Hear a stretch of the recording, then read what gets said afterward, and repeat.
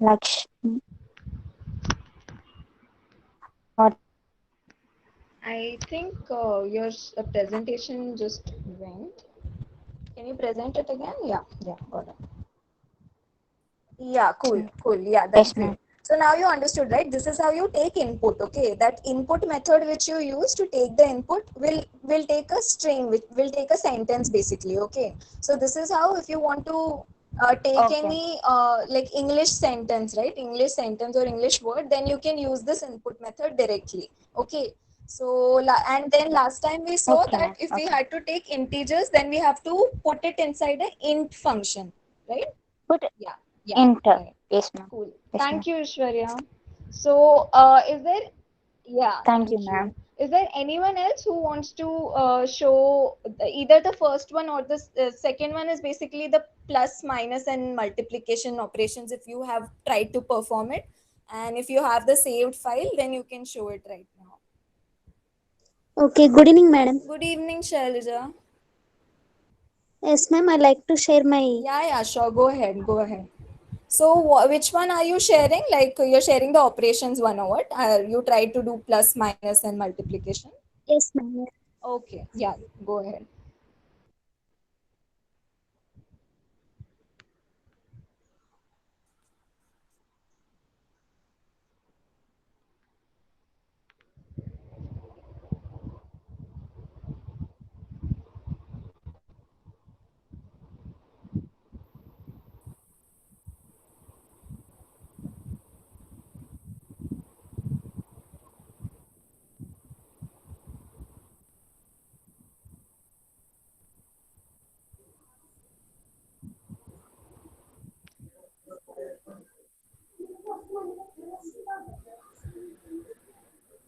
Hello, ma'am. Yeah, yeah, Shailaja, go ahead. We can see your screen. Okay, this is Okay, here. I'm running, madam. okay, run it. Yeah, cool, cool, fine. And now, do you have any questions about this code?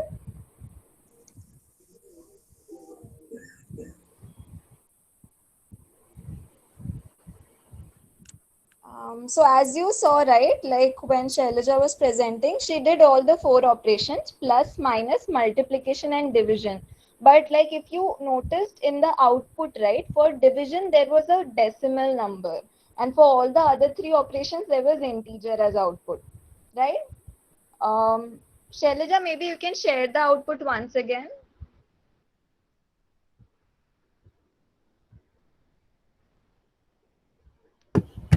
Yeah, I guess instead of stopping the presentation, she left the call. Okay, okay, no problem. Okay, Yeah. fine. Yes, ma'am. She left. Okay, Maybe okay, she's joining again. okay. Can I present my screen? Yeah, yeah, sure, Nisha, go ahead, present. Mm, Am I audible? I think Um, Ankita is not able to hear me. yeah, you are audible. Okay. Ankita, maybe you can rejoin and check once. Yeah, Nisha, go ahead, present your screen. So, which one are you presenting? Which code are you presenting? I am presenting addition one. Okay, okay, go ahead.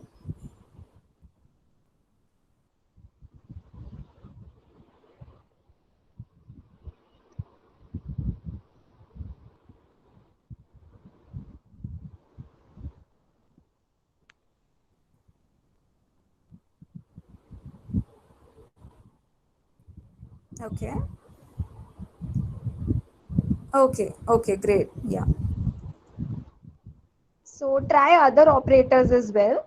Try subtraction, this division and multiplication as well. Like, Tried. yeah. I didn't that. Okay, no problem. But you didn't face any issues, right, while using all the operators? Or you were saying you got some issue while division, right? Yeah, ma'am. In Can division. yeah, yeah. Can you just go to your PyDroid and type that code again so that we can see what issue are you getting during division? Okay, ma'am. Okay, Ankita, you're still not able My to do screen. it. You haven't shared your screen yet. I'm not able to see your screen. Sorry, We are not able to see your screen. At least I'm not able to see your screen. Are you presenting? I am presenting again. Yeah, present again.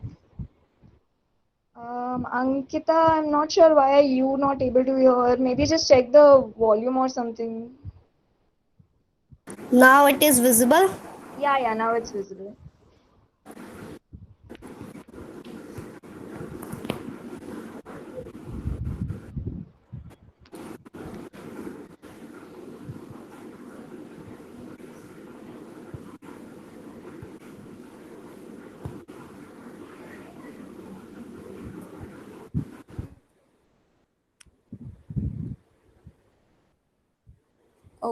Okay, let's see what issue are you getting with division.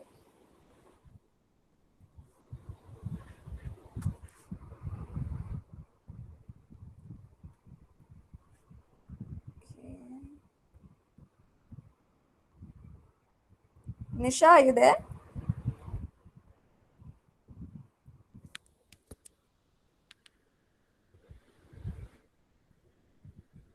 Hello, Nisha, are you there?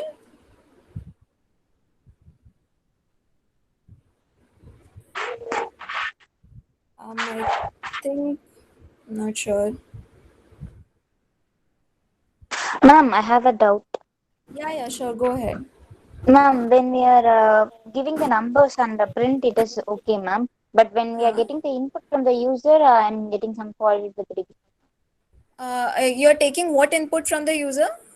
Like what kind of Integers, input? ma'am. Integers. Integers. Okay. So are you Yeah, ma'am. using the int method for that? You're like, are you Yeah, ma'am. putting Yeah, your ma'am. input inside, and what error are you getting for that? Yeah, Yeah, ma'am. I got some. I Okay. also faced that error. Okay. Can either one of you just share your screen so that we can see the error? What error are you getting? Yes, Syntax error. ma'am. Syntax Yes, error. ma'am. Okay. Yes, ma'am. Just open The the one of you share your screen and try whatever syntax you were using right while taking input from the user, okay, ma'am. just try to type it once so that we can see Okay, are ma'am. you missing a bracket or something. Okay, ma'am. I'll do it. Yeah, go ahead. Okay, this is fine.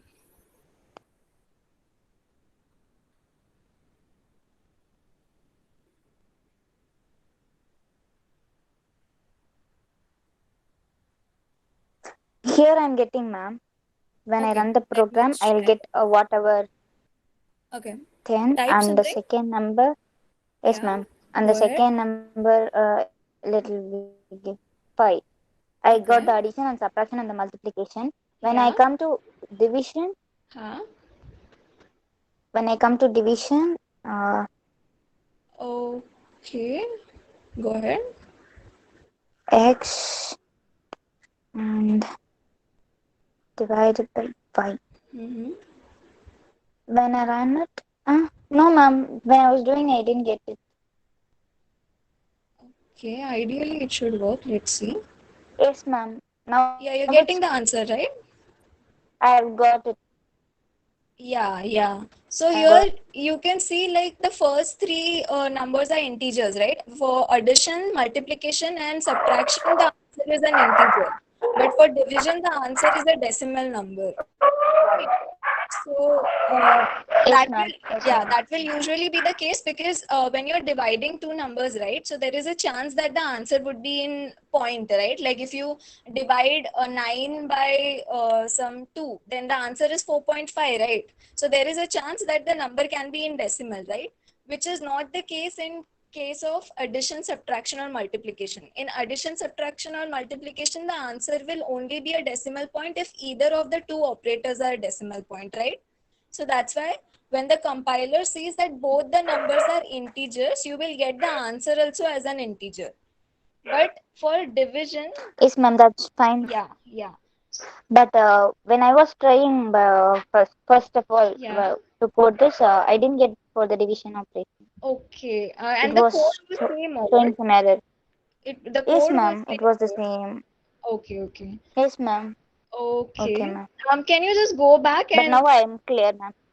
yeah. I mean, Now I got it, ma'am. if the I'm code clear. was same, then I don't know what error were you getting. So maybe just go back and try to give the numbers as 9 and 2 ones. Like, is Okay, there ma'am. an issue because the output should be like 2.0 or something? So try to give different Oh, numbers. Do you remember what numbers had you given when you got the error?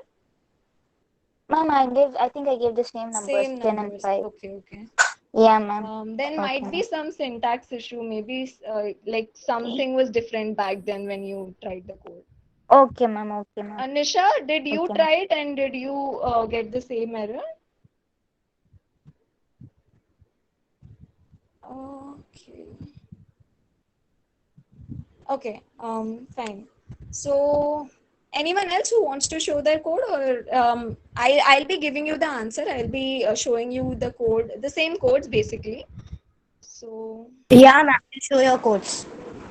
yeah, cool. Let me just go ahead and present. No one else wants to present their code?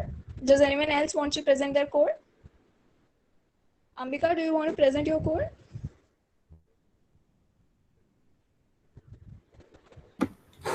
I guess someone in the group asked how to present. Okay.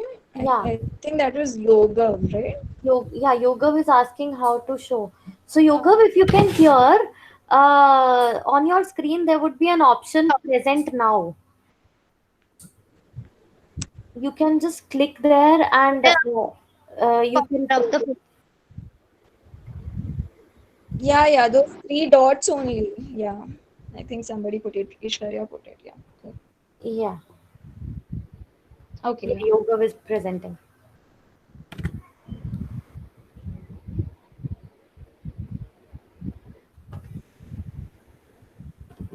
Yoga, if you are speaking, can you please unmute?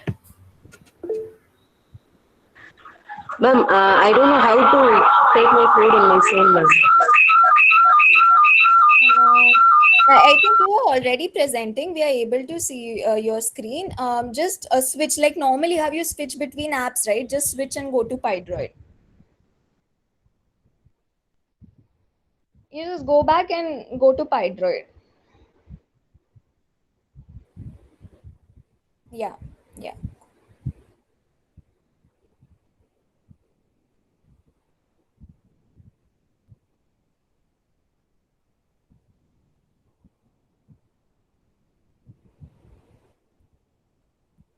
Okay.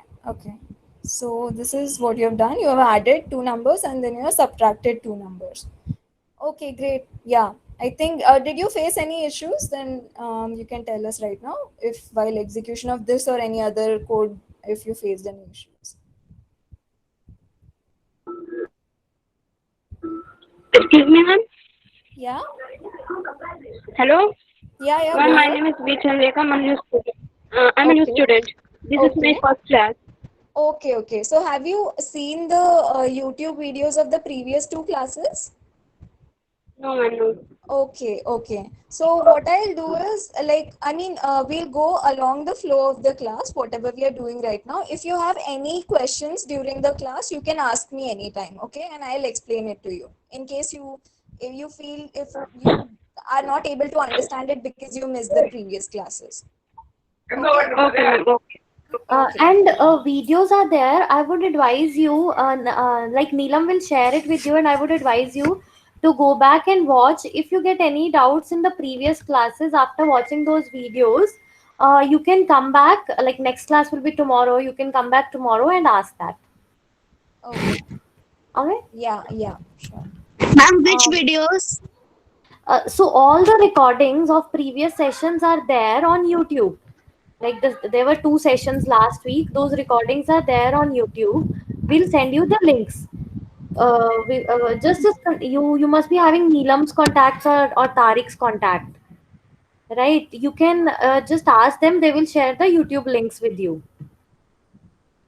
Okay, ma'am. Yeah. yeah, yoga. Yes, I ma'am. think. It's already in the group, I think. Oh, sorry. Yeah, go ahead.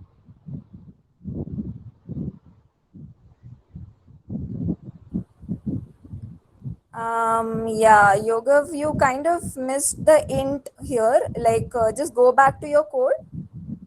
So we had discussed, right? When you use the input method or when you use that input function while taking the user input, that input, the system will take that input as a word, as an English word. So here, if you try to add those two numbers, it is not adding it in mathematical terms, but it is adding it in terms of English. Like it is putting 1 and 2 side by side instead of adding it to give answer 3. So we had discussed this, right? So while you want to take a number, you have to put that input method inside int method. So like you have written input and a bracket open, bracket close, right? So similarly, you have to put this input inside int. Yeah, you have to use int while taking the input. This is cool. Like while taking the name, it's all right. Yeah, here you have used it properly. Here, see, you have used int, right, while taking input. Why have you used it? Because you want to tell the Python compiler, you want to tell the code that the number that is going to come, the input that is going to come from the user is an integer. That's why you use that int. Okay, this int you are not using in your addition code. So yeah, just try that, and later on you can try it after the session. I think rest all is fine with your code. If you have any questions, you can ask. Ma'am, I want to know that what topic is going on. So yeah, so last time we had covered the basics of Python, and we had seen how to write a basic Python code, which is just to print hello world. And we saw how to save that in a file, and later on we went ahead and saw what are variables in Python. So we are right now discussing the 3 questions, or basically whatever code we had done last time during the session, during last week. That's all they have performed, and they are showing me the code. Okay, ma'am. Okay, thanks. Okay. Thanks, Yoga. So I'll just present my screen and show you guys those code. Basically, I think every one of you, I am hoping every one of you has understood, even those who have not presented. But those who have presented have got it right.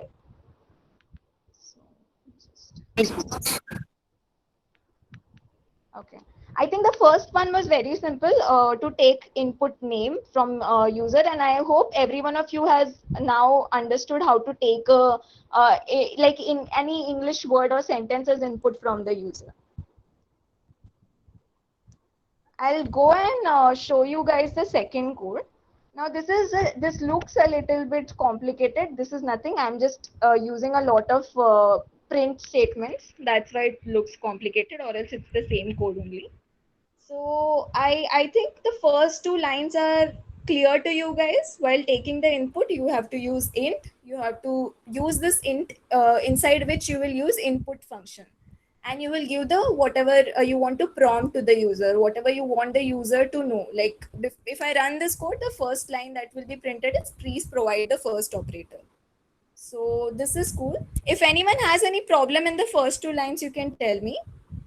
So this is how you take integer input from a user.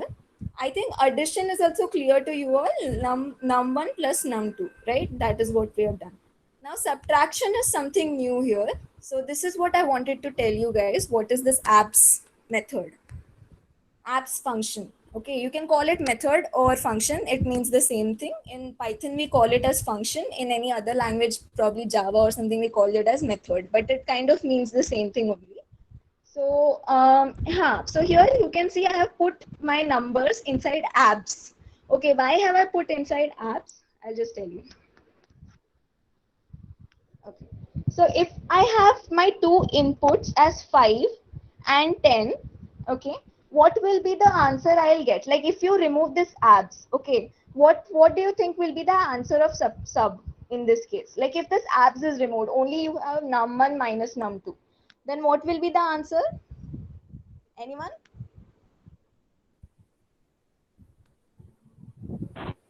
-5. Yeah, cool. -5, right? Okay. But what if I don't want -5? I don't want minus number. I just want to know what is the difference between the 2 numbers, but I don't want a minus. Like I mean, if I tell you a simple question. You have to use Sorry? Sorry, go ahead. That time only we have to use this function, ma'am. Can you repeat again? I wasn't able to hear you clearly. Sure. If you want to get without minus means you have to use that function. Yeah, that is true. Yeah, so abs is nothing but absolute value. Okay, so I'm just telling you where you might use it. So if you want like clear subtraction of two numbers as we need in mathematics, like 5 minus 10, what is 5 minus 10, then you no need to use this abs method, right? But if you want to know the difference, like if you have a question, a word problem, like probably A person is given 5 apples and B person is given 10 apples, and what is how much more is B person has apples than A person. So in this case, minus does not make sense, right? All you need to know is the difference between two numbers, but you don't want the sign along with it. So that is when you will use this abs method. Abs is nothing, it's a short form for absolute. Absolute value is nothing but like if you have an integer minus 5, the absolute value of minus 5 would be 5, right? Okay. Is this clear to all of you why I'm using abs here? Abs method? Ma'am. Yeah, cool. I think all the rest of the code would be it might be familiar to you guys, right? If you have any questions in this code, you can tell me. This print statement is nothing but I have just added a lot of things. That's why it's looking very complicated, but it's nothing. I'm just adding whatever. So basically, when I run this code, it should be addition of number one plus addition of number one and number two is whatever is the add value. So I'll just go ahead and 16, 12. Yeah, so it's just giving me good sentences. That's it. That's what it's doing. Okay, so I hope this is clear to you all. Yeah, ma'am. It is giving the output in the sentence. Yeah, that is because I've added all these things, right? I've added the sentences. I've added whatever I need in the output. Ma'am. I put it inside print. Yeah, go ahead. Ma'am, what's that STR? Yeah, STR is so see, as we had discussed last time, right? If you want to add two numbers, like here I'm adding num1 plus num2. So here my both the numbers are integers, so it is getting added properly, right? But here I want my number to act like an English string, like I want it to act like an English word, because I want to add, like here plus sign in Python, plus sign has two meanings. One is mathematical Yes, ma'am. addition. One is mathematical addition, and the second is if you want to add two sentences or add two words, that is place two words side by side, right? So in this case, yeah, string, yeah, right. Yes, So ma'am. Okay, ma'am. yeah, so in this case you cannot directly add a string which is an English sentence. We haven't gone to string, that's why I'm referring it as English sentence. So here if you want to add an English sentence to an English sentence only, like you cannot add an English sentence with a different type of data like integer or float. So if you have an integer or decimal number, you have to change it to a English word which is a string, that is basically called a string in Python. Any English word, sentence, Okay, or ma'am. Okay, alphabet ma'am. is called a string in Python. So here you Okay, are ma'am. converting Thank you, that ma'am. number into string. That's it. Yeah. Any other questions about this?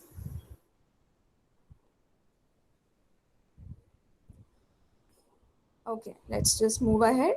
I think the third question was also very simple only. It was division based question.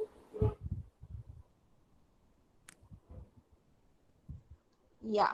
So here also it's the same thing only. So you are going to input centimeters, a number, a length in centimeters, which will get divided by 100 to give you the length in meters. And then you have to print that length. So let's see. So I'll provide 1000 as the length in centimeters, and it gives me 10.0 as the length in meters. Again, why is this 10.0? Because whenever you're using division, right, usually you will get a decimal output only, because there is a chance that you, even while you're dividing two integers, your answer can be a decimal number, right? So Python will, like, usually there is always a data type associated with an operator. Like if you're trying to add an integer with an integer, it will give you an answer as integer only. But here in this case, when you're dividing an integer by an integer, there is a chance that the output will be in decimal, right?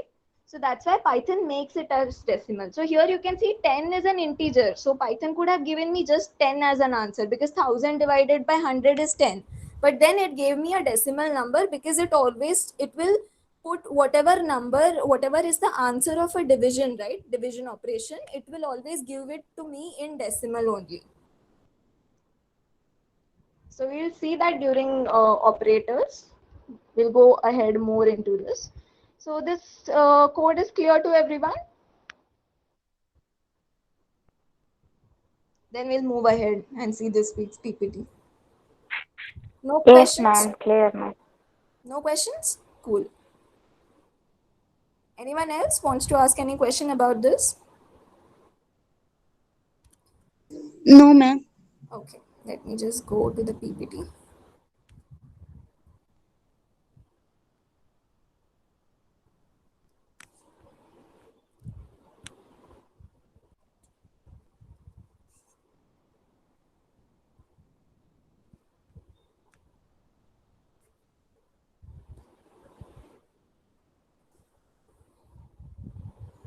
Okay.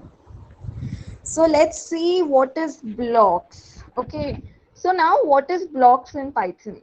Basically, when we were typing all the code, right? All of this code that we typed. So all of our code was like, we hadn't put it into some method or anything. Like we can put it inside a function also, but we were just writing it plainly, one after the other, one line after the other. Okay. So here when I'm trying to execute my file, all the lines will get executed one after the other, and you will get the output whatever you require. Okay. Now if I'm writing a big code, suppose I'm writing a code for a game or something, okay, which is like 1,000 lines. Okay, so now I don't want all of those 1,000 lines to get executed when I run the file, right? If you're playing a game, okay, if you click on the right button, you don't want the code for the left button to get executed. You will only want the code for right button to get executed, right? So basically, if you have a very big Python file, you don't want all the lines of the Python file to get executed. Probably you will want to do one function, like while creating a calculator. Okay, if you are writing a code for calculator, for instance, okay, so you will have code written for addition, subtraction, multiplication, division, everything in your file, because all those operators are possible. The user can ask for an addition operation, can ask for a subtraction operation, anything they can ask for. But you only want to execute the operator that the user asked for, right? So your Python file will have all the operators, but you will only execute whatever the user is asking for. So if the user typed 5 plus 10, so in that case, you are only going to execute one part of the code, which is addition part. You don't want to execute all of that.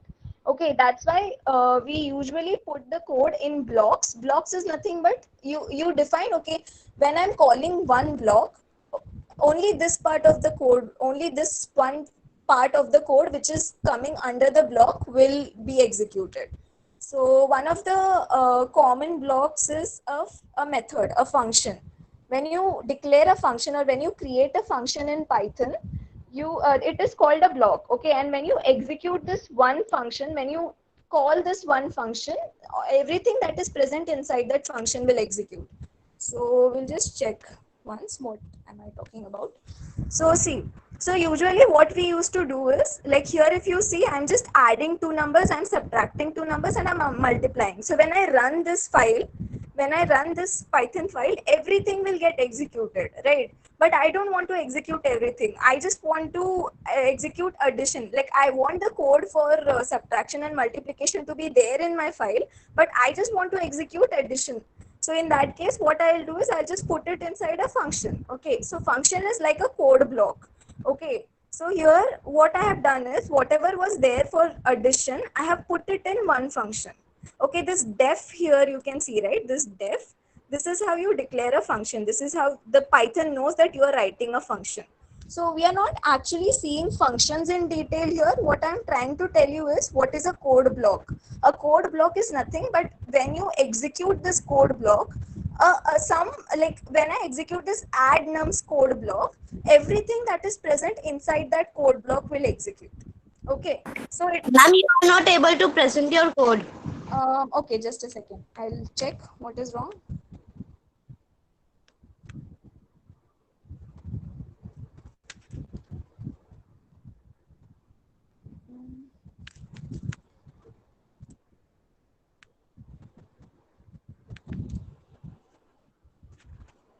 Okay, is it visible now or do I have to present again? Yeah, ma'am. Visible now. Okay. Maybe that PPT was also like in presentation, that's why it wasn't. So yeah, so what is code block again? Here we are not seeing functions in detail. What I'm trying to say is function is just one example of a code block. And what is a code block? Like, so basically when you call a code block, right, everything that is written inside a code block will get executed. This you will be sure of. Like it's a 0 or 1 situation. Either nothing will be executed in that code block or everything will be executed. So it is like one unit, you can say. So if you call a code block, everything that is inside that code block will be executed. So here, as you can see, I have created a function for adding two numbers. Like similar to here only, the code is the same only. I'm taking two numbers, I'm adding the two numbers and I'm printing it out. But here, what I've done is multiplication, I have made a separate function, and addition, I have made a separate function. So now I can either call the addition function, I can either call multiplication function, or I can call both, right? So when I call this add nums, right? So this is how you call a function. Whenever you have defined a function, since def is nothing but definition of a function, that you are writing a new function. Okay. So here what you have to keep in mind in code blocks is that whenever you are writing the code for a code block, in this case, which is a function, you need to understand this indentation. That is very important. Like here, after the first line, my function name is add nums, right? But I have to put these 4 lines inside this function. Okay, I know that all these 4 lines will come inside this add nums function, but how will Python understand it, right? How does Python understand where is my one code block getting over and second code block getting started? So for that case, everything that comes under one code block should be one level more indented. What I mean by indentation is, here you can see a space, right? After def, from 3, 4, 5, 6, these 4 lines have a space, right? Is it clear to all of you? Like it has a space, right? So what this space means is, yeah, Yes, what ma'am. Ma'am, what is the full form of DEF? go ahead, speak again, I could not hear you. What is the full form of DEF? DEF is basically, it's like a definition. Okay, you are defining a function, right? You are writing a new function, you are defining a new function, right? So DEF is nothing, a short form for definition. Okay, so you just write DEF whenever you want to create a new function. What is a function? It is one kind of a code block wherein whenever you call the function name, everything that you had put inside that function will be executed. So here, as I was speaking, like inside this function, now you know that these 4 lines you want to add inside the function. But how will Python know that, right? So that's why we have code blocks. What does code block mean is, like, you have to, whenever you're typing something inside a code block, whether it be a function or whether it be a if-else statement, which we'll see later on, or any loop, whatever you're putting inside a code block should be one level more indented. One level more indented means indentation is nothing but this, like this is 0 level indentation, because it is like it is at the start of the line, right? It is 0 level indentation. When you use a tab or a space, usually you use a tab. So here I don't think there is an option of tab, but on your laptop you will get that option of tab. Here just so now that you have written def add nums and a colon, right? Your compiler, your Python code, this Pydroid would understand that you are trying to write a code in, you're trying to write a function. So whenever you click on enter, it will indent the line for you. Indentation is nothing but add a space. You are writing these 4 lines under add nums method, right? Under add nums function. So these 4 lines should be one level more indented than the defining line. So this line number 2 is your defining line, which is at 0 level indentation. and all the 4 lines that are present inside these function are at level 1 indentation. Did everyone understand what I'm talking about? What is level 1 indentation and what is level 2 indentation? No, ma'am. Can you explain it again? Okay, yeah, sure. So see, in Python, so whenever you are writing any code, you will want to divide your code into certain blocks, right? Which you want to call, which you want to execute on calling that name of the block, for example. So in this case, you have a function as a block. Okay, so whenever I want to, so here also I had done a addition and multiplication, but when I run this code, everything will get run one after the other. I will get addition result also, subtraction result also, multiplication result also. But I don't want that. I just want to call addition result. I want the code for subtraction and multiplication to be present in my file, but I just want to call addition method, addition function. I just want to do addition for now. Maybe later on I'll do subtraction and multiplication. So what I'll do is I'll just put my code into functions. Function is nothing but a code block. Okay, function is basically, so here you see abs was a function we talked about, right? So some code would be there in that abs function, right? So similarly, this is a new function that you are defining. That's why you're calling it as def. Okay, you're defining this function and you are adding the code that you wanted this function to execute. So if I want this add nums to perform an addition operation, then I will write all the lines that are required for addition operation inside this function.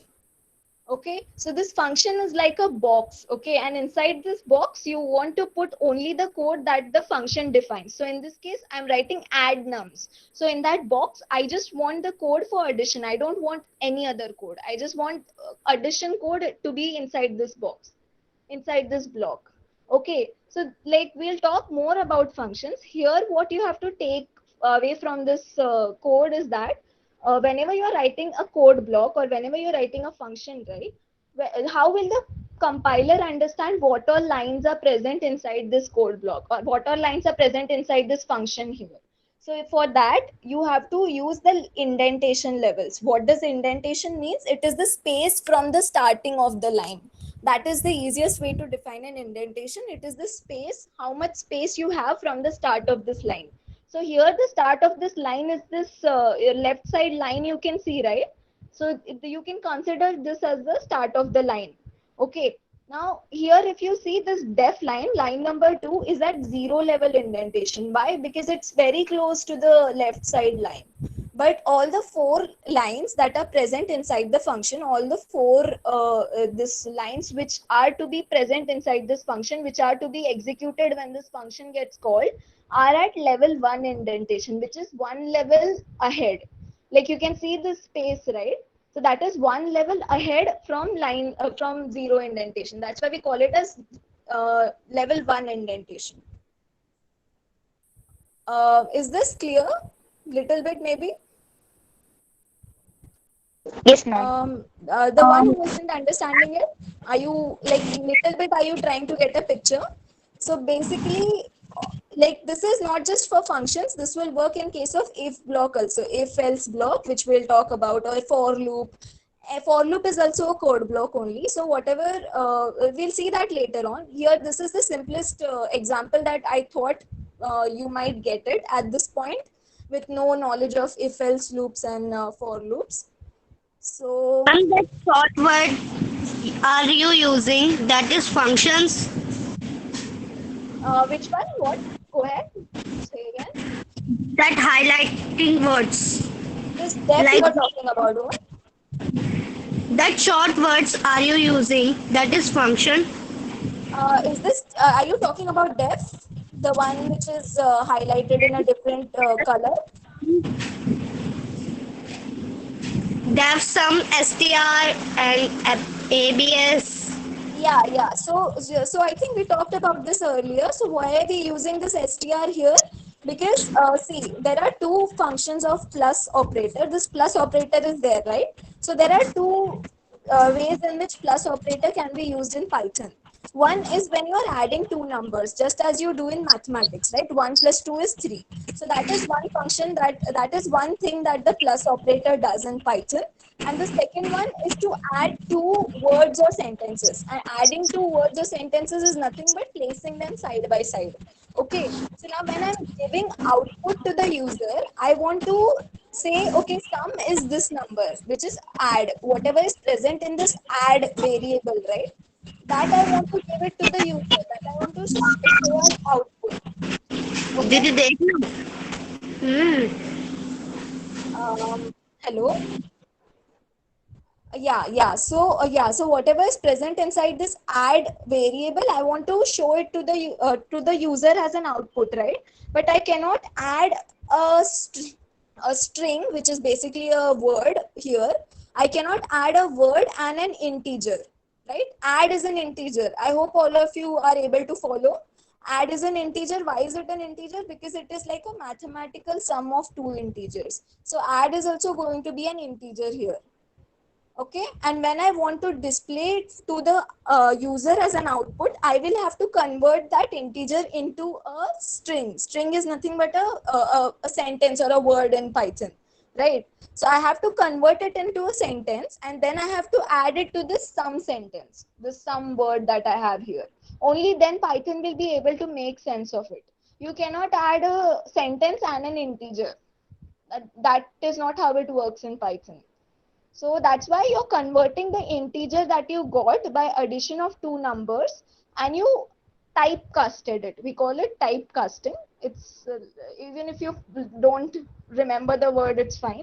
But it's called typecasting because here your add was of type integer, right? And you made it into a string type using this string method, right? So I hope your doubt is cleared now. Why are we using str?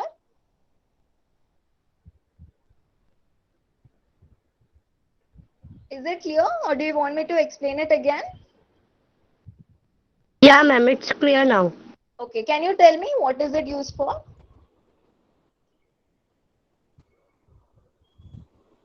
Sorry? Can you tell me like what you have understood, so that like if you have not understood it properly, I can explain it again. Like, why are we using this str here? Because addition can be in two types. That first, if I have two plus add two numbers like 1 plus 2 equals to 3, and second is I want to add a number or a sentence side by side. That because we are using str. Okay, see, you cannot add a number and a sentence. That is the reason you're using str, because you want to convert that number into a sentence. Okay, is this fine? So that you can, so only two valid additions can happen in case of Python, which is either you are adding two numbers or you are adding two sentences. Okay, you cannot mix and match. You cannot add a number with a sentence. And here, that's what I want to do, right? I want to add my whatever integer output I have. I wanted to add it to my output. So that's why I converted it into a sentence, and then I'm adding those two. Is this cool?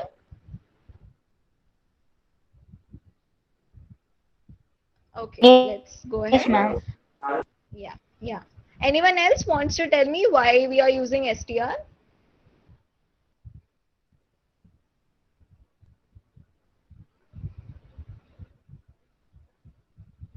Anyone else? Like for a revision? See, when we say answers, we find out like have we understood it properly or not. So that's why I'm saying, yeah. Anyone wants to go ahead and tell me what str is being used for?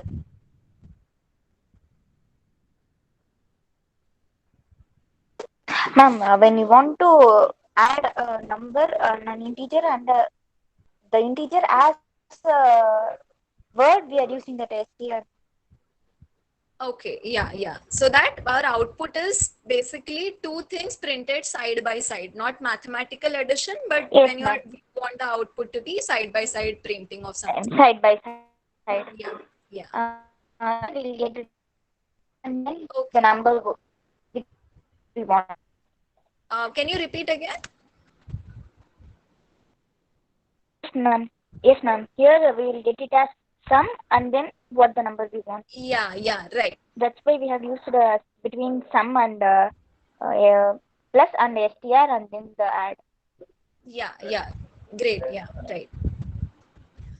Okay. So yeah, we were talking about indentation, right? So basically, code block will always follow indentation. And why is this necessary? Because if you do not put the indentation, like if I'm writing a function and I do not put this space at the start, then it will give me an error basically.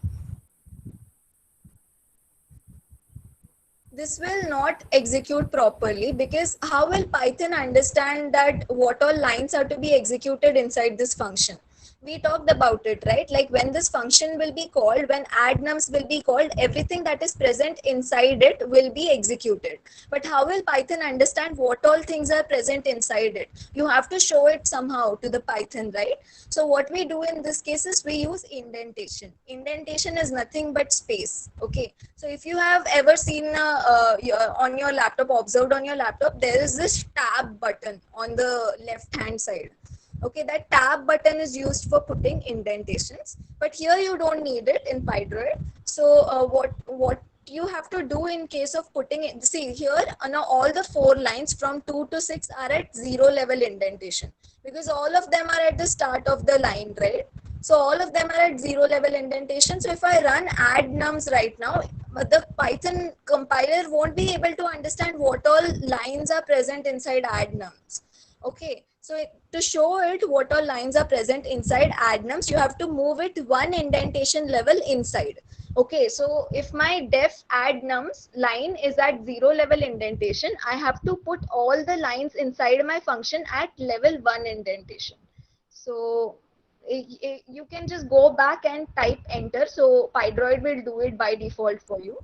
So now this line number 3 has come on level 1 indentation. Now Python will understand, okay, this line is at level 1 indentation, which is basically 1 level ahead of the this function definition, which means this line is present inside my function. Okay, so similarly you can do this.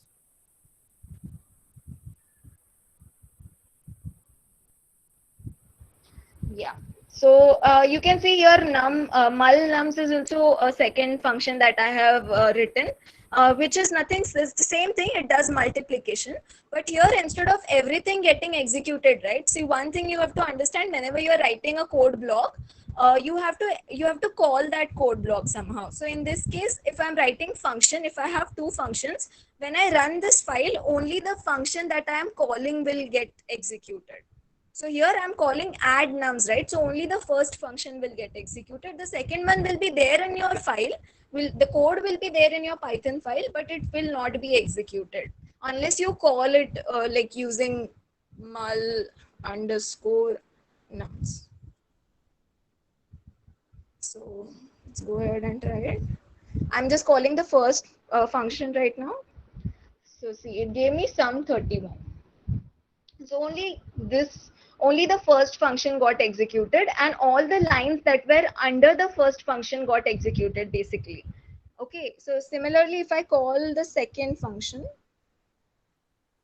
nums, all the lines present inside the second, so here it is not looking as it is spaced out, but if you that is just because of the compiler, sorry, because of Pydroid. So now if you see all the 4 of them, all the 4 lines which are present under mul nums are 1 level ahead, like level 1 indented as compared to the definition of the function. Okay, so whenever you're giving a name, defining a function, defining a code block, you have to be on 1, suppose you are at 0 level indentation, then whatever sentences or whatever code that comes under that code block, which should be 1 level ahead indented, should be 1. So in this case, if my function definition is 0 level indented, all the code that is present inside the function should be level 1 indented. Is this clear to everyone? So if I run this now, because now I'm calling only mul nums, right? I'm not calling add nums. So in this case, if I run this, only line number 9, 10, 11, 12 will get executed. Nothing else will get executed. Let's try 6, 4. Yeah. So see, only those 4 lines got executed. Nothing else got executed.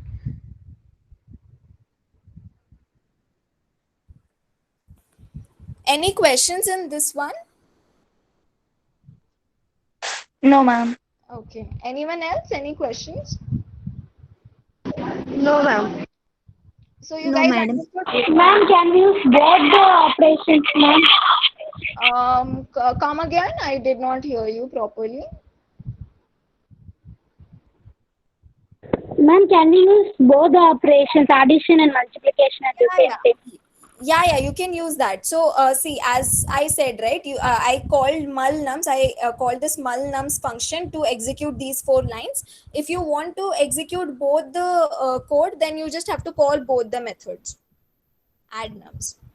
Then both of them will get executed one after the other in the order that you are calling them. So here I'm calling add nums first, and then I'm calling mul nums, right? So yeah, so it will call add nums first, and then it will call. So it called add nums first. The 4 lines that were present under add nums got executed. Sum is 31. Now the 4 lines that are present under mul nums will get executed. So here it's asking me for the first operator, second operator, and the multiplication result. So that is why functions are used, basically, because when you want to call only, when you want to keep code, but when I call one part, right, one function, only that particular function should get executed only. So that is why it's called a function, right? When I have an addition function, I just want that addition function to do addition. I don't want it to do anything else, so that later on, if my user asks me only to add 2 numbers, I don't have to give all the 4 outputs, all the addition, subtraction, multiplication output to the user. I can just give addition output to the user. So yeah, so that this was about, we are going to see what is functions in detail later on. All you had to know here is that what a code block means. Code blocks is nothing but when you are executing a code block, everything that is present in that code block will either run or will not run. Okay, it's like one unit. Like when you're calling a code block, everything in that code block should run. And how does compiler know that you have written a code block? Because when you're defining a code block, everything that is present inside that code block should be one level ahead indented. Like if your code block definition is on level 1 indentation, then okay, I think you guys only should tell me. Here in this case, my function definition was on level 0 indentation, right? And so all the 4 lines that are present inside the function needed to be on level 1 indentation. Now I want you guys to tell me, like, if somehow my function definition is on level 1 indentation, so where will all the other 4 lines be? On what level of indentation should the 4 lines that are present, or any number of lines that are present inside this function be? One more level indented it should be, ma'am. I think it Yeah. should be 2 levels indented. Yeah, right, exactly, right. So you just have to keep it one level ahead, indented ahead. Okay. So Yeah, is ma'am. everyone Okay, clear ma'am. with this? Yeah, great. Is anyone else has any question? Before we'll go and see the PPT and we'll see what all theory is present about this. But in this code, if anyone has any questions, you can tell me right now.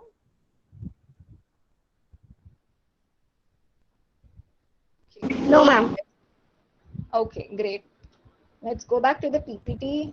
Just let me know if it's not getting presented. Okay, I think whenever I switch apps, something happens like in presentation. Is the PPT visible for you all? Yes, madam. Okay, cool, great. So yeah, we'll just go through quickly what is, like, theoretically what is blocks in Python.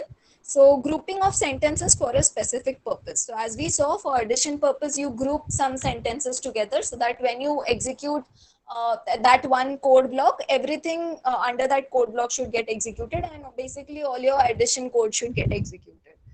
and piece of Python program that is executed as a unit. Okay, as a unit, as in like I mean all together basically. Okay, it should either be completely executed or not executed at all. Okay, can be called once or more. Okay, so why is this can be called once or more? Because here, right, this function that we have created, addition function and multiplication function, I can call it any number of times. Like after mul, I can again call add nums also. This will also execute. So this is one more advantage of using a code block. My Pydroid is visible for you all, right? Is No, my ma'am. no? No, Okay, ma'am. just We're seeing only a presentation. PPT. presentation. Okay, okay. Let me just close this presentation. Now is it visible? Yeah. Yeah, ma'am. Cool. So as I was saying, you can call this function any number of times. You can call any code block any number of times because it's like a unit, right? It's like a box. Okay, and in that box, you're putting all the code that you want to execute as a unit, as one whole. Okay, so now if I have this box for addition of two numbers, I can call this box any number of times, and I don't have to repeat those lines again and again. Like if we were not writing a function, and if I wanted to add these 16 and 15 two times in my code, then I would have to write all the four lines twice, right?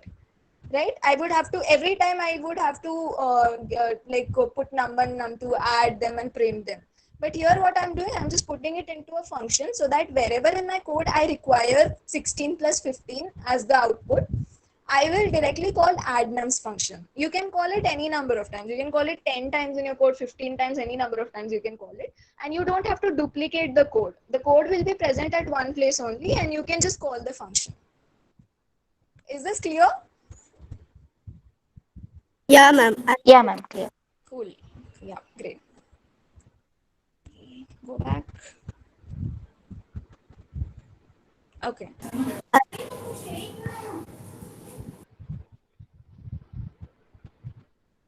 Yeah, is my presentation visible again? Sorry, just yeah. Yes, ma'am. So we saw it can be called once or more. Can invoke other code blocks. Okay, we'll just eliminate that sentence for now. Indentation is used to denote code blocks. So as we saw that whenever you want to tell Python that there is a code block, you use indentations in it. You use indentations to tell Python, okay, this is the code that is supposed to be put inside this code block. In all statements with same indentation level form one block. So as we saw, right, all the four sentences that were present inside the addition function were on the same indentation level. So all the sentences that are present under a code block should be of the same indentation level and should be one indentation level more than the definition of the code block. If blocks have nested indent further. Okay, I can just give you a rough I can explain it roughly to you. See, as function is a indentation level, if else or for loop is also an indentation level. For loop is also a code block, right? So as we said, if you want to add a for loop inside your definition, inside your function, so that will the contents of the for loop will go one level ahead of that. Like if your function definition, if you want to write a for loop inside your function, so your function definition will be on indentation level 0, your for loop will be on indentation level 1, and the contents of for loop will be on indentation level 2. If you don't understand it, it's okay. I was just giving you an intuition. When we'll see for loops, we'll talk about this at that point. Okay, in case I forget to tell you guys about it, just let me know. So is there any other questions in these sentences of whatever I have explained it to you in this? You can go through the PPT once. If you have any questions, just let me know. So blocks is nothing but a grouping of sentences, this grouping of code that you want to form as one unit, that you want to execute as one unit, and these blocks can be called any number of times in your code. You use indentations to denote blocks, and your whatever code is present inside a block should be at the same indentation level. Okay, any questions, or should we go to the next slide?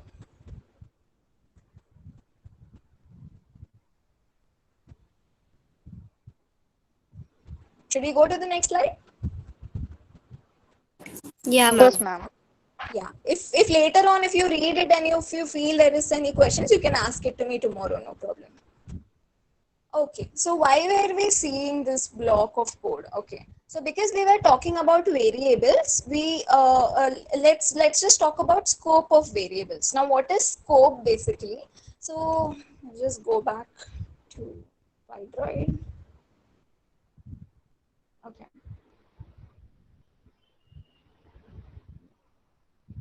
So last time we saw variables, right? My Pydroid is visible again. Is it visible or Yes, is ma'am. Yes, ma'am. We can see that. cool, cool. Yeah. So why are we talking? What is scope? Basically, it is scope is nothing but scope of a variable. Basically, it is all the places where we can use that variable. Now here I have declared a variable a is equal to 5, right? So where can I use it? I can use it anywhere in the code, right? I can just print. I can print a and this 5 will get printed, and I can write 100 lines after this and then print a and it will still give me the answer, right? Because this if you're writing a code like this a is this a can be used anywhere in the code, right? Right, scope is nothing, scope of a variable is nothing but which all places can that variable be used at. Okay, that is called a scope of the variable. Okay. Yeah, so it scope is nothing but it defines visibility of a name. Visibility of a name inside a block. We'll see what is that. A variable is only from inside a region. This is called. Okay, let me just go to the code. So now you know what a scope is, right? Scope is basically the places wherever you can use that variable is called the scope of that variable. So let's just open. Ma'am, can you explain Yeah, again? wait. I'll What is just show you the code and explain it. You'll understand it better. Yeah, variables. Okay. So in this case, I have used this S. Okay, let's go through this code from the start. So here I have defined a variable S which has the sentence I am in the Python class associated with it. Okay, this is cool to you all. Like this S is being declared at this point. Okay, so now since I have declared this S over here, I can use it anywhere in the code, right? Right? So here you can see I have defined a function def get mode. Okay, and I have defined another S inside this code. Right? So if I don't have this S inside the code, if I execute print S, what if I execute this get mode function, what do you think should be the answer in this case? What should get printed? I am in the Python We class. should get I'm in the Python class. I'm in the Python class, right? This is clear to all of you. Like, even though I have defined Yeah, this ma'am. S outside of the code block, outside of this code region, I am able to access it inside also. Like if I type print S, that S which I had defined outside of the function, okay, so think of function as a box, okay, which is present inside my main code. So think of main code, main your like your file as one big box inside which there is a box, a small box present for each function that you create inside the inside that big box. Okay, so your file, your Python file .py file is your bigger box inside which you will be defining several functions which will be your smaller boxes. Okay, now when I declare this variable S, when I define this variable S, I am in the Python class. This gets defined in the bigger box. Okay, this is a part of the bigger box. Okay, now since my smaller boxes, right, my functions which are the smaller boxes inside the bigger box are also present in the same bigger box, they can access this S. Okay, is this getting confusing for you guys? Yeah, ma'am. Okay, okay. I don't know if there is any, just a second.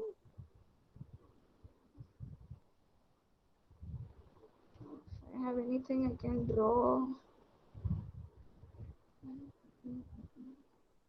Second.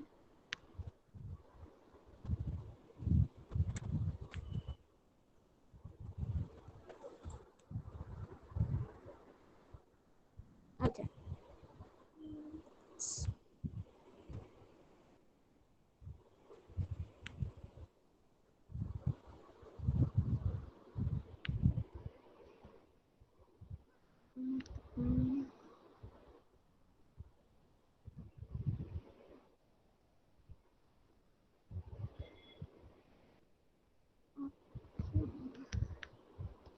this is not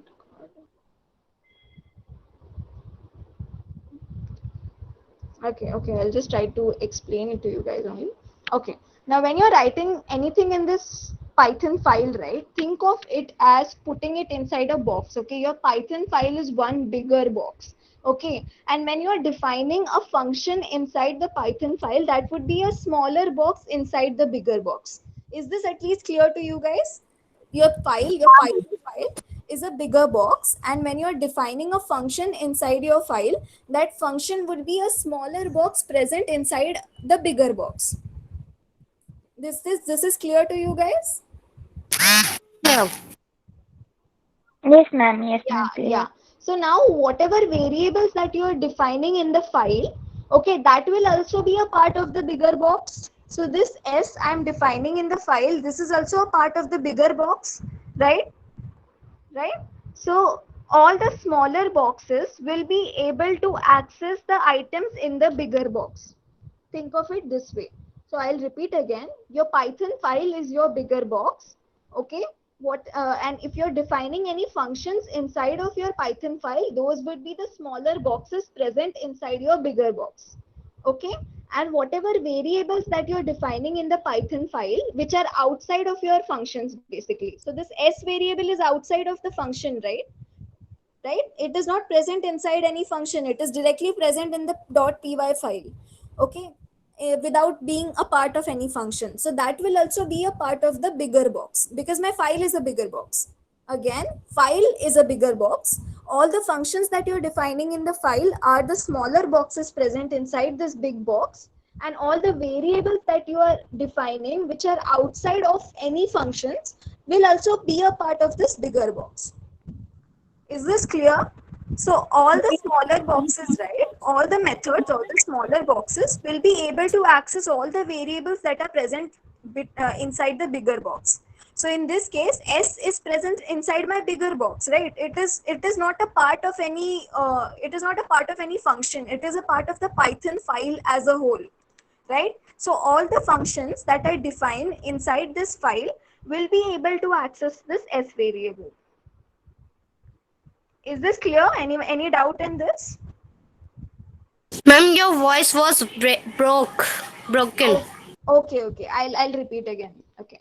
See, the Python file, right, .py file that you write is the bigger box. Okay. Any function that you write inside this Python file will be smaller boxes that are present inside your bigger box. Okay. And all the variables that you define which are not a part of a function. S is not a part of any function here. S is a variable I have defined in the file as a whole, in the .py file. Even if this get mode function was not there, this S would still be there, right? It is not a part of any function. It is directly written in the file, like directly written in the file without being a part of any function. So think of that S variable also as a part of the bigger box. So now all your smaller boxes or all your functions will be able to access all the variables that are present in the bigger box. So in terms of Python code, all your functions that you write inside a Python file will be able to access the variables that is present in their Python file, which are not a part of any of the functions. Okay. I'll just give you one. Add num. Okay, so this is the second function that I have written, add num, which is going to, I'm just going to define one variable inside it. One. Okay, and I'm going to print it. For now, don't take the, I'll just write it as print num.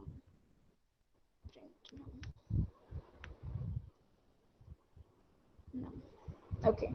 So now, okay, can anyone tell me if I will be able to access this num variable inside get mode function? Like, what will happen if I do this? Will I be able to access it? I was able to access S, right, from get mode. Will I be able to access num from get mode? Any guesses? I think no, ma'am. Because in the function get mode, before the function get mode, we have not defined the num. Okay.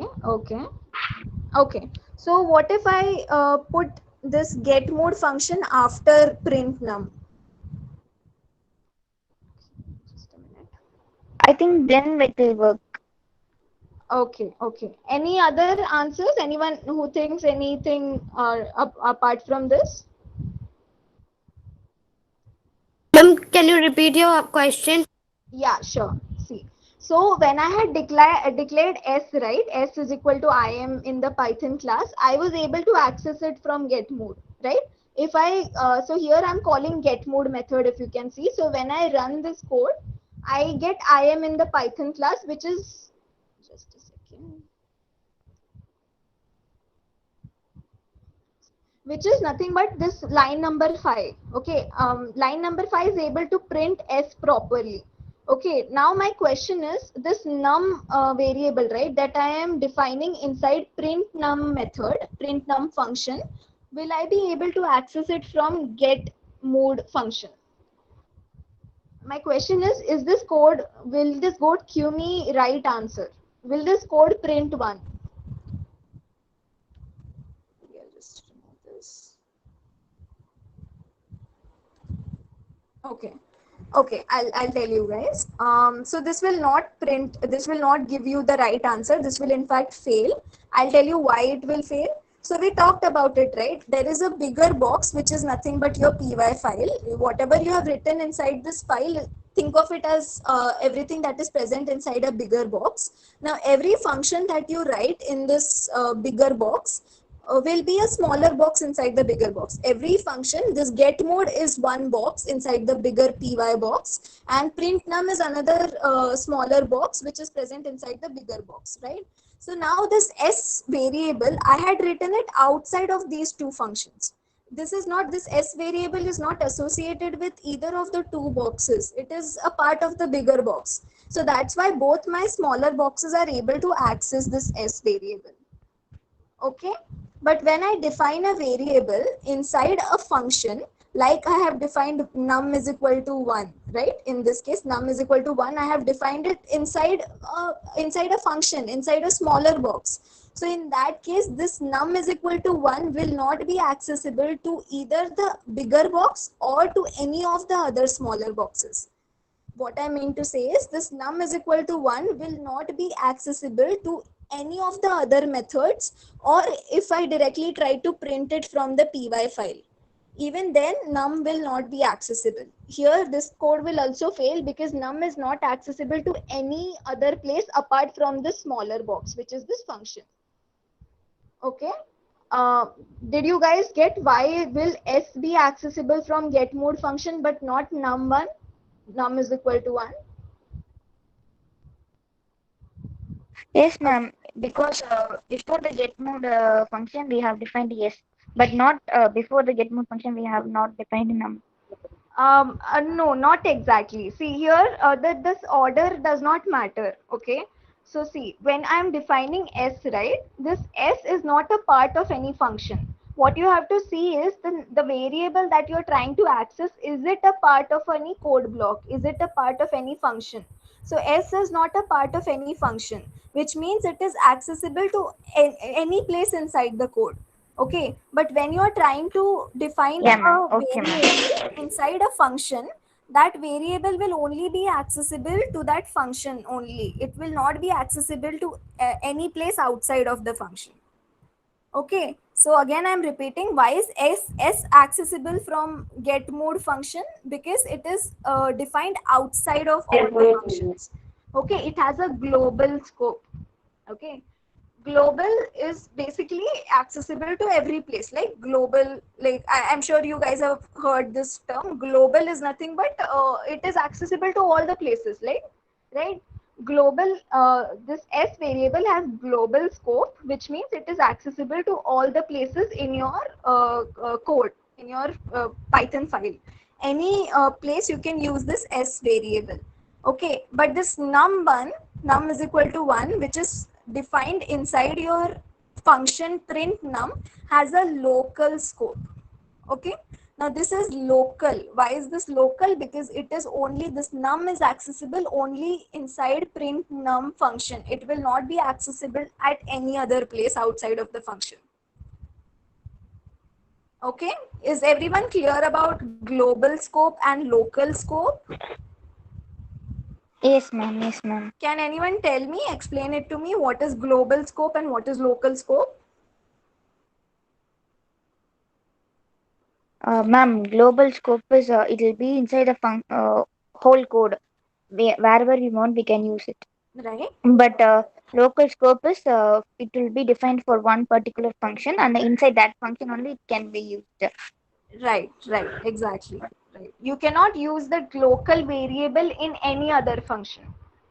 Okay, that's why you will not be able to Yes, ma'am. access num variable inside get mode function.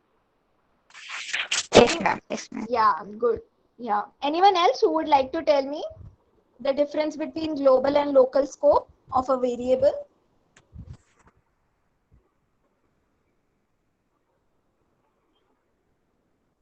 I think global scope is we can use it anywhere, but local we can use several spaces. Okay, what are those spaces where we can use it? Where we can use the local variable?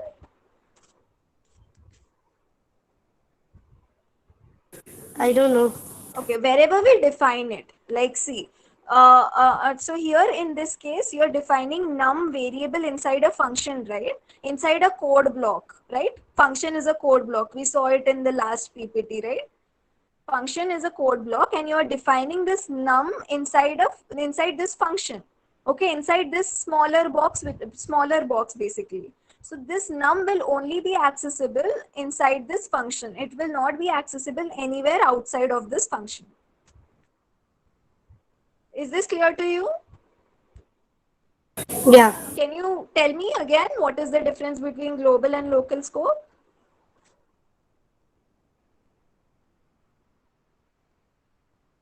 It's fine even if you like say it wrong. Just try attempt to tell me at least what is global and what is local scope. Can you explain it again? I didn't Okay. understand. Okay, fine. Okay. See, variables have two scopes basically. One is a global scope, one is a local scope. Global, as you rightly said, whenever you define a variable globally, which is basically it is not a part of any function. Okay. So, can anyone tell me what a function means? Like we have been talking so much about function, right? Can anyone tell me what is a function?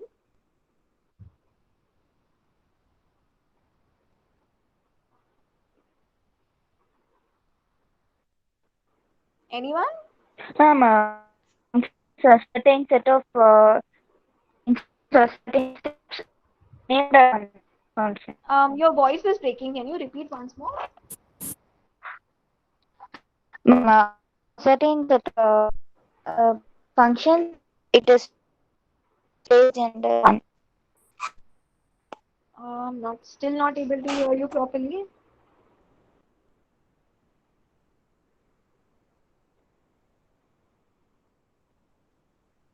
Okay. Anyone else who wants to attempt what is a function?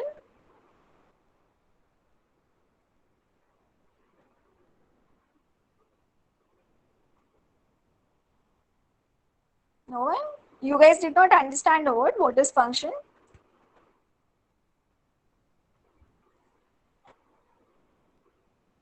Okay, okay.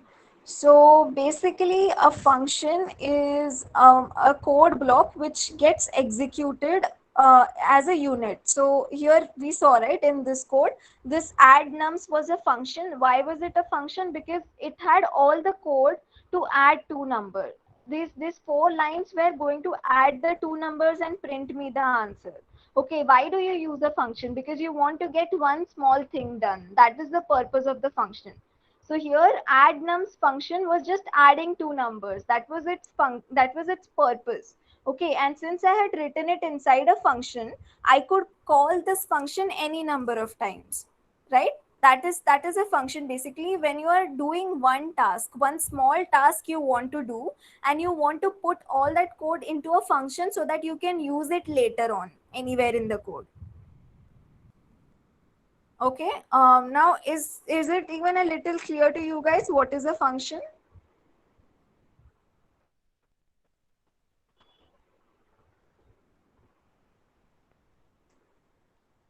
Still not able to understand?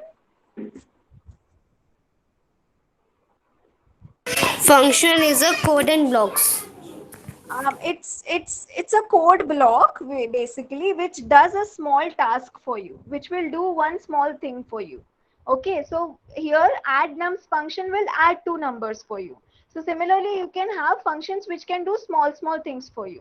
Like mul nums function is going to multiply two numbers for you. So function is kind of a code block that will do a task for you. You can think of it this way.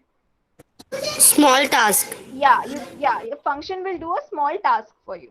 Okay, so now let's go to variable scope here. So what I was trying to say is, when you are defining a variable in the Python class which is not a part of any function, so here you can see, right, there are two functions. There is this get mode function and print num function, but s is not a part of both of these functions. S is a part of the whole py file, right? Anywhere inside this py file you can use this s variable. So that's why it is called of a global scope. This is called a global variable s, because this is not present inside a function, it is present in the Python file directly. Okay. Right? Okay. Right. And now here you can see num is inside the print num function, right? So that is why it is a variable of local scope. Why is it of a variable of local scope? Because it is locally present inside this function.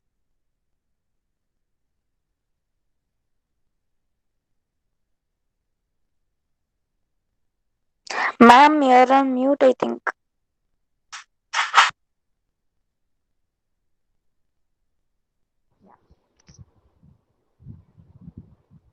Okay, yeah.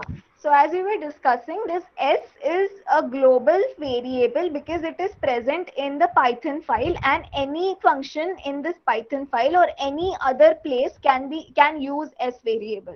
But num, which is present inside the print num function, okay, this num variable is of a local scope because it can only be used inside this function. You cannot use num outside this function. This line here, right, this 13th line, this will fail here because Python does not know what num is. It does not know what num is because num is present inside print num function only. Num is available only inside this print num function. You cannot use num outside of the print num function.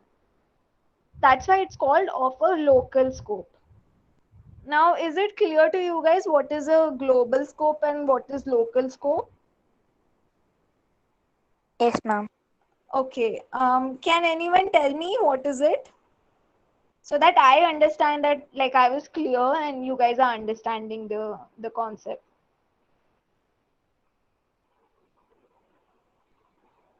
Ma'am, can you? Ma'am, when it is global scope, it is inside the file and we can use that anywhere.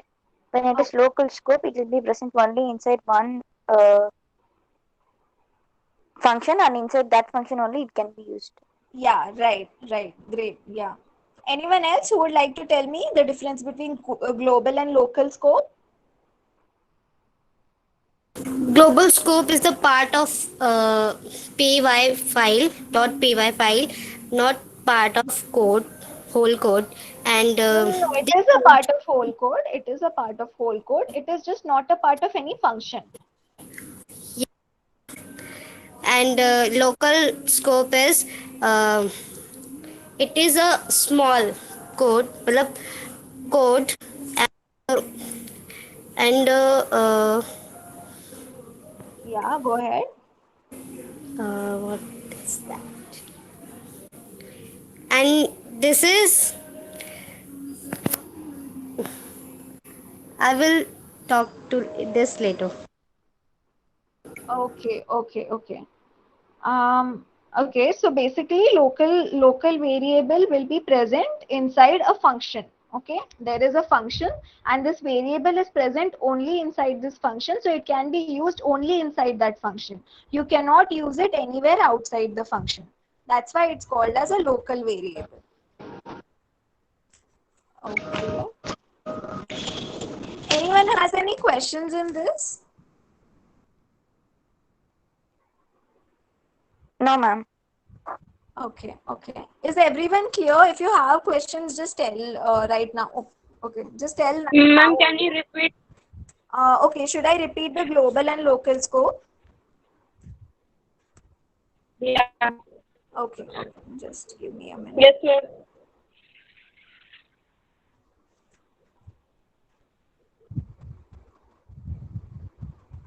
Okay, yeah. So see this S variable here, right? Okay, this is being defined in the code without being under any function, right? When you write a function, as we have discussed, if I call this good get mode function, everything that is inside this function will get executed, right? So right now, let's just put this as num. Let's just put this as num. Okay, so now if I call this get mood function, it will print I am feeling very happy today. Is this clear to you guys? Can anyone tell me what will get printed if I call this get mood function? Yes, ma'am. In the get mode I'm function, feeling we'll get very I'm feeling very happy today. Yeah, right. It will print I am feeling very happy today because this is present inside num variable, which is declared inside the function itself, right? So when you declare any variable inside a function, that is called a local variable of that function. Okay, this variable has local scope. It is a local variable because it is present inside a function, and it you cannot access it from outside. Like if I write print num here, it is going to fail. It is going to say num is not defined. Okay, why is num not defined? Because it is a local variable. You cannot use it outside of the function. When I call get mode, all the lines that are present inside the get mode function get executed, right? So when I call get mode, num will be defined, and num will be defined as I am feeling very happy today, and it will print num for me. But after this code is done, after this function execution is done, after line 6 is printed, num will get erased from Python's memory. Okay, num will no longer be there in Python's memory because it is only present inside the function get mode. You will not be able to use this num variable outside of get mode function. So when I try to print here num, which is I'm trying to print it from outside the function, right? When I try to print num from inside get mode function, it was giving me the proper answer. But when I tried to print num from outside the function, like I directly wrote print num, in that case it said num is not defined, because when you define a variable inside a function, after the function execution is done, that variable will be erased from Python's memory. Okay, this variable num does not have any existence outside of this function get mode. But for s variable here that I have defined at the top, this s is a global variable, which means it is not a part of any function and you can use it anywhere in the code. So I can use it inside this function also, and I can use it directly over here also, and it will give me the right answer. So that's the difference basically. When you are defining a variable globally, like this s variable, you can directly print, you can use that variable anywhere in the code. You can use it inside any of the functions that you define, or you can also use it directly in the code, like I did here, print s. Okay, but when you're defining a variable inside a function, like this num variable is defined inside get mode function, right? So you can only use it inside the function. You cannot use it outside of the function. Is this clear? Yeah, ma'am. Yeah. Okay. Can anyone now tell me what's the difference between global and local variable?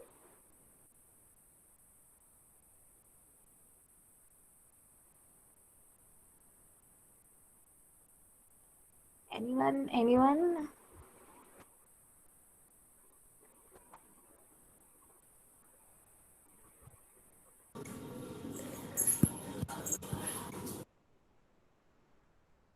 Anyone wants to tell me what is the difference between global and local variable?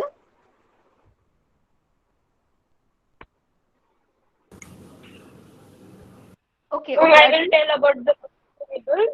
Yeah, present inside. And can you tell me the global variables? I didn't understand about the global variables. Okay, can you, yeah, what were you telling about local variables? I wasn't able to hear you properly. Local variable is present inside the functions, Okay, not right. outside. Yeah, right. So exactly, just now you said, right? Like local variable is present inside a function, not outside.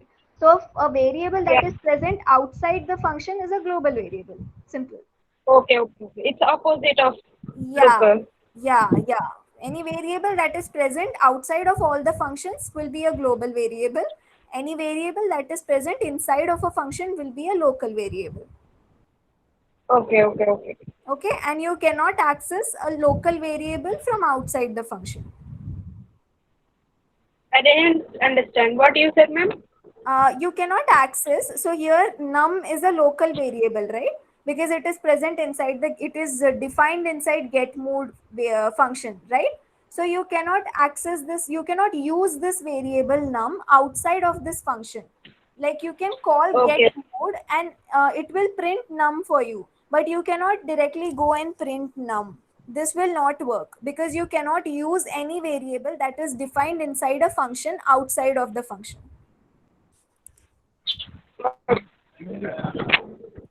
Okay, is this clear? Yes, ma'am. Yes, ma'am. Okay, fine. Yeah. Okay. I think we have about 12 minutes left. So, like, if you guys have any questions in today's class, you can tell me because I think we won't be able to start a new topic right now. So, yeah, I'll just open the other code also, which we have right Ma'am, through. Yeah, tell me. Someone wanted to say something. I want to know that how many topics are completed. Your voice is breaking. Can you repeat again? I want to know that how many topics are completed. I think for now only a few topics have been completed. Last time we saw about how to print and how to take input from user. Then we saw about variables, and that's what we were trying to go ahead with today and see what are local and global variables. And this code blocks is Ma'am, to be completed today. That's it. okay. So that class I left, how can I study? Yeah, I think there'll be some YouTube links that will be shared with you guys. So whatever happened in the last two classes, right, in last week, they have been recorded and the YouTube videos have been created. So you can go through the YouTube videos that will be shared with you guys. I think it's already shared with you guys, right? Okay, ma'am. Yeah, ma'am, it's already shared it in the group. Yeah, cool. Okay. Okay. So yeah, I think Ma'am, yeah. written the chat. Sorry, there are some questions in the chat over. Let me just check. Is variable and it is present inside the function is local scope, and global scope is outside the function and it is not a part of function, it's part of a py file. Yeah, I mean it's a part, everything is a part of py file, but it's basically not a part of function. When it's not a part of function, it's called a global variable, and anything that is present inside a function is called a local variable. So yeah, you are right, Mishra.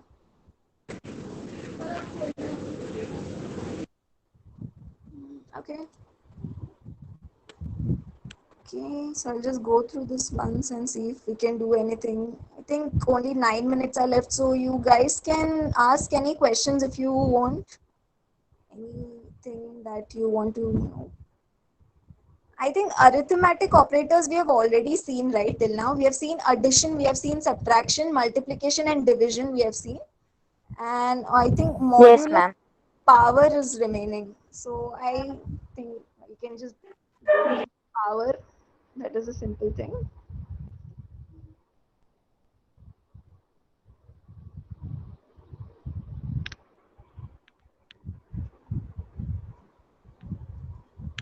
Okay.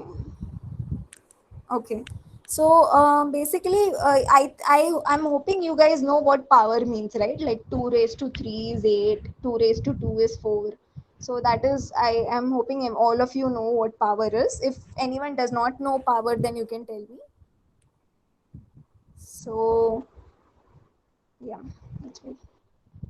So basically, when you want to find power of two numbers in Python, all you have to do is, let me just, n1 is, so if I want to find out the power of 2 raised to 3, okay, which is 8, right? If anyone has any doubt in this, let me know, okay? Power is nothing but like if I'm saying 2 to the power 3, which is basically 2 into 2 into 2, like 2 multiplied 3 times, right? That is what power is. 2 raised to 3. So 2 into 2 into 2 is 8, and 2 raised to 3 is also 8. So that's why we call it as 2 raised to 3, which is the number of times you are multiplying that base number. 2 is the base and 3 is the power in this case. Okay, so if you want to calculate this in Python, you will have to do a double multiplication. So it will be n1 multiply n2. So this is how you tell Python compiler that you want to calculate power. So here in this case, it will calculate power 2 raised to 3. Okay, this is an arithmetic operator. All these are arithmetic operations only. Addition, subtraction, multiplication, division, and this is power. Any doubts in this? No, ma'am. Everyone knows what power is, right? Okay. Yeah, ma'am. Okay, now let's see what modulus is. Okay, so now in mathematics you would have learned that when you divide a number by another number, there are two things that you can find out. You can find the quotient and you can find the remainder, right? Okay, is everyone aware of quotient and remainder? Yeah, ma'am. Yeah, Okay, ma'am. okay. So now, Yes. did you say something? Anyone? No, nothing. Okay, okay. So now if you want to find remainder, just the remainder in Python, then you use this modulus sign. This percentage sign is called modulus sign, okay, and this is used to calculate the remainder. So now if I have my number 10, and if I'm dividing it by 3, what will be the remainder? Can anyone tell me? Sorry, repeat it If you again. have the first number as 10 and if you're dividing it by 3, what will be the remainder? 1, ma'am. 1, right? Right. 1, ma'am. Yeah. So if you want to find the remainder of two numbers, just the remainder, not the division. It's basically not the quotient. No, nothing you want to find. You just want to find the remainder of the remainder when you divide one number by the other. Then in that case you will use modulus. So in this case I'll use 10 modulus. This is modulus. This percentage sign is called modulus. Modulus. This is what it's called, modulus. Ma'am, P means print. P is nothing a variable. Like I am storing. So here add was a variable in which I was storing addition of two numbers, right? So this P is another variable that I'm using to store my whatever operation I'm doing here, whatever addition, multiplication, whatever I'm doing here. I'm just using P as a variable to store that value, to store the answer. Okay, ma'am. Okay. So in this case, if I want to find out the remainder of n1 divided by n2, then I'll directly use the this mod operator. Okay. In this case, the answer would be 1. n1 mod, mod is modulus, which is basically it will find you the remainder of division of n1 by n2. So in this case, division of 10 by 3 will give you a remainder of 1, right? So that is what it will give you an answer. Ma'am, can you run this code? Yeah, just a second. I'll quickly go and get into another. One is 10, n2 is 3, p is n1 mod n2, print p. So this gives me answer of 1. Okay, and okay.